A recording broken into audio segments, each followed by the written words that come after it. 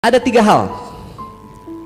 Kalau Anda mau berkelimpahan secara materi uang, ingat kita butuh buat memberi. Kenapa? Kita harus mimpi besar supaya bisa dibagi-bagi. Kenapa kalau mimpinya kecil, buat diri sendiri aja kurang. Mau kan menjadi manfaat? 3 hal yang nggak boleh Anda pelit, kita pelit nggak boleh. Ini 3. Semakin kita pelit, semakin melarat, semakin sengsara. Yang pertama, ya, nggak boleh dihemat uang yang buat kesehatan diri, apalagi pelit buat kesehatan diri. Semakin kita pelit sama kesehatan diri, semakin sengsara kehidupan kita dan keluarga. Buat kesehatan diri, termasuk kesehatan badan, tubuh, pikiran, dan hati batin. Ya, belajar, terus belajar. Itu juga bagian dari kesehatan jiwa dan pikiran kita, mental dan spiritual. Jangan pernah pelit buat badan, buat apa istilahnya, makanan apa, buat kesehatan. Jangan pernah pelit. Yang kedua, jangan hemat apalagi pelit uang yang buat orang tua kita. Semakin kita hitungan, semakin kita hemat. Oh, gua aja kurang nih, bagaimana gua kasih nyokap gue, bokap gue. Semakin Anda pelit, semakin Anda hemat, akan semakin susah juga rezeki yang masuk uang. Ada berapa? Ada. Angkat tangan yang masih punya ibu di sini, di pemirsa di rumah. Makmurkan ibumu. Ya, pemirsa juga makmurkan ibumu. Kalau ada seseorang yang nasibnya masih ngeblangsak, masih susah, masih ruwet, ya, nasib itu dari ibu, nasab dari ayah.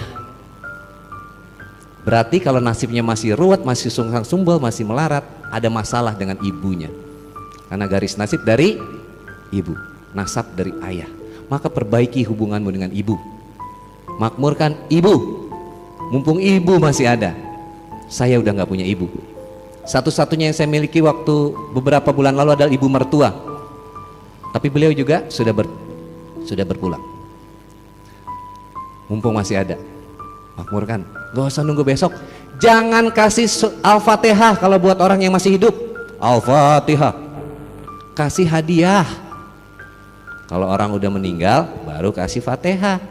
Tapi yang masih hidup mah kasih hadiah. Ya, jangan pernah pelit buat ibu. Dan yang ketiga, jangan kamu hemat apalagi pelit yang buat belajar, mengupgrade diri kita. Bagi punya anak, yang Anda punya anak, sekolahkan, ya. Jangan hitung-hitung biaya. Insya Allah dapat. Bismillah, dapat. Dan buat diri kita yang udah nggak sekolah, tetap harus belajar. Ini yang namanya belajar. Ada seminar, ada workshop, ada juga training. Dan ketika belajar, itu investasi sebenarnya. Kita bukannya bayar, tapi investasi. Bang Wendy, kenapa ilmu harus bayar? Saya ilmu nggak pernah saya jual belikan ilmu saya.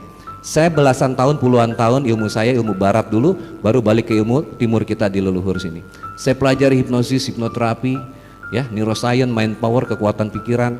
Setelah saya rasa cukup, saya kembali ke timur. Bukan cukup belajarnya, lumayan, ya kan? Ya, saya kembali ke ilmu timur, berguru kemana-mana, sehingga saya ketemu dengan ayah guru. Alhamdulillah. Jadi teman-teman, ilmu itu nggak akan, yang kita bahasanya bukan kita beli, tapi kita investasi. Itu nggak akan pernah hilang. Maka bayaran saya bisa mahal, ya karena saya punya ilmunya. Tapi ilmu saya nggak pernah jual belikan. Kalau dibilang ilmu Bang Wendy mahal, enggak. Ya memang mahal, karena Anda mahal, Anda berharga. Setuju? Tapi bukan ilmu yang saya perjualbelikan. Ilmu itu adalah punya Allah, titipan Allah. Ilmu ini bekal saya di keabadian, yang saya tidak boleh kasih murah. Anda juga begitu. Kalau punya ilmu sesuatu, adalah ada 2 hal, ekspertis dan waktu. Ekspertis itu keahlian Anda. Anda bisa ahli di bidang ini, itu perjalanan puluhan tahun, betul? Dan itu nggak boleh dikasih gratis sama orang, murah aja jangan. Dan waktu yang diberikan, Anda punya ekspertis, kasih ilmu ke orang, waktu itu nggak pernah bisa di rewind.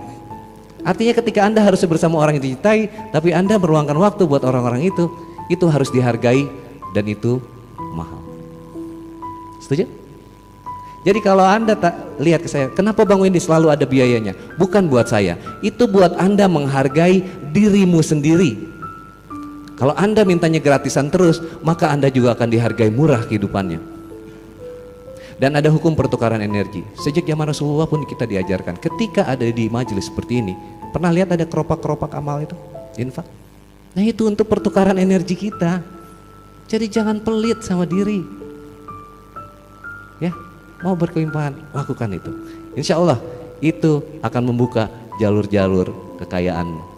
Kita wajib kaya, kita wajib memberi, biar bisa memberi kepada makin banyak orang.